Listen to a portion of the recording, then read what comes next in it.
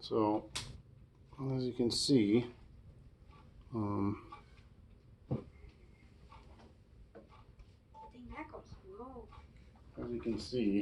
they're very similar. Very similar. But there is a little bit of a difference.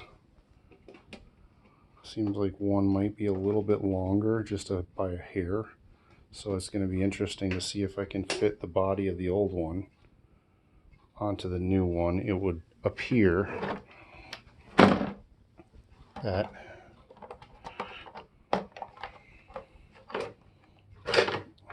it's just so cool to be able to remove it that fast.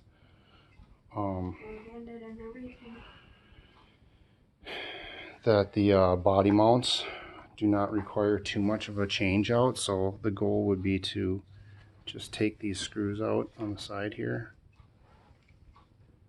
and that whole piece is what clips into the new underneath the body. Alex, grab the other body. Okay. Turn it upside down. So you got a whole frame there. So it just slips in. And the back one latches on the back. And obviously the whole framework is going to be more durable. But my goal is to try to decrease the overall cost of this, because at $600, that's a lot, especially when I have one that's already all beat up. The 775 and EVX2 from the old E-Revo Summit that I built on this one just isn't very fast. It's not very impressive. It's fun for crawling. What's that? Especially with the other batteries that we have. Yeah, we got the old batteries. We can't use the nickel metal hydride batteries that we have are shot. So why don't you go grab those batteries out of the garage. And the new lipos that we're getting, I'm getting some new ones, obviously, is what runs these things the way they do. So brand new, old. I'm guessing that I can put the old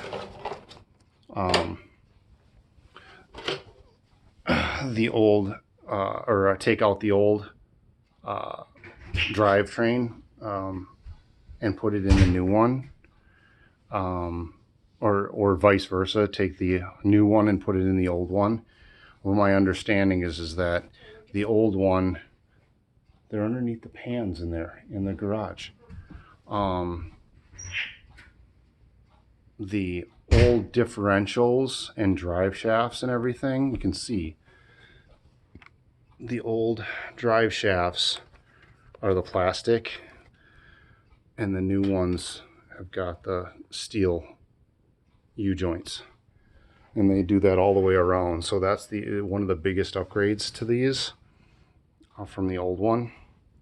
And now this, when I bought this as a roller, I built it into like the rear end of a Summit. So I put a locking differential in the rear end of this, so I can switch between lock diff or limited slip. But once again, the old nickel metal hydride batteries that I have are like 5 years old or so, and they're not holding charge as well, and there's hardly any power to it. So this one's fun as far as a little bit of a crawler, but I figure I got a lot of swappable parts here, and I'm gonna sell the tires. I hate to do it. The tires and rims are on the new one are so awesome, but I have 3 or 4 sets of old tires and rims that I can beat up on the new one. I'm going to probably take the fin off so I don't wreck that and try and sell that. And then I'm going to sell the body and the mounts. What I want to do is I want to try and swap them out. So see if I can swap out. Which pins? Just forget it. Swap out the body posts back and forth to see if that's possible. That's one of the things that I want to share. is to see if that's even something that you can do with the old one versus the new one, because then maybe people with the old one want to put a new body on there and see if that works. Or you take the new E-Revo, and instead of having to buy an $85, $90 body with the frame because it's all beat up and cracked, although what they say is that you can just take all of that framing off, because they're screwed in. So they've got screws on both sides, so you can take the whole framing off. The body itself, regular E-Revo body, I think is only like $30 or $40 just for the body if you save all of your framing parts. And you can just go and get another one. The problem is that you are essentially stuck with the E-Revo body. There's no aftermarket. So what I want to know is, can I put an aftermarket body on the brand new E-Revo? Because I'm sure people would like to have non-E-Revo bodies on their E-Revos. You can have pickup truck bodies. You can have I want a Dodge. They got a Dodge body. Yeah, it's not going to hold up as well, but there's also aftermarket E-Revo type bodies, and I'm wondering if I'm guessing it won't work. I'm guessing even ones that are close to the E-Revo aren't going to be able to take that framework, because it's very specific, molded into the body. So the only way you're going to be able to do it is by going over to the old body posts. And these body posts should fit inside of this. Should is the key word. Otherwise, I got to replace the whole upright, which is not a big deal, because I kind of want to put my RPM bumper in this bigger, meatier loop on the front of this one. That all should fit, and that shouldn't take me too long to replace that. The rear end, this has the reinforcement, which is plastic, and from what I understand, a lot of people get the metal one to reinforce it, because they're doing such big jumps and landing so hard that you're blowing stuff up. But I want to remove some of this stuff so that it's not. I think with the wheelie bar, obviously that goes in back somewhere. You're gonna need that fin less, and I have the old fin if I want to do that too. So, but again, I want to try and bring the price down a little bit. So if I can take my old E-Revo parts and put it on the new one and sell the new parts, I might be able to drop this down to under $500, which would be sweet. So I give people opportunities to have something like this and not quite spend so much money. The other thing is batteries. So you finally found the batteries, huh? I got these. For the E-Revo, those are just the 7.4 volts. I've got some 11.1 volts coming, but they're air batteries. So like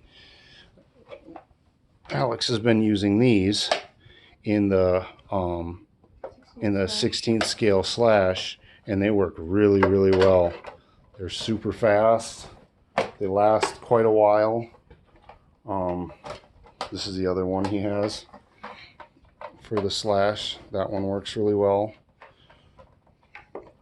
I used them actually in my mini E-Revo, same thing.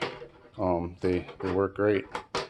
So versus the Traxxas batteries, I totally get what Traxxas is trying to do with the safety features and the plug and play. You don't have to worry so much about fire and balancing, and everything is all integrated in the new chargers. But I've got an old Vision Peak Dynamite charger, and I got another new one coming, but it's not I'm not going to do the Traxxas thing because I don't want to be tied into the Traxxas batteries. The Traxxas batteries are ridiculously expensive. So, and I'm sure the quality is better, but I'm not going to spend $80 per battery. I can't do it. So I'm trying to find cheaper, less expensive ways of doing it, and we'll see how that works out. Show 'em the connectors. Heard multiple different reviews. Yeah, you can get different connectors to go from the Deans to the Traxxas. $6 And on these Amazon. the Traxxas connectors, the old Traxxas connectors will go in the new speed control, but my understanding is that the new chargers, Traxxas chargers, may or may not charge old batteries. They're supposed to, but I don't know that they do. So we'll add on to it.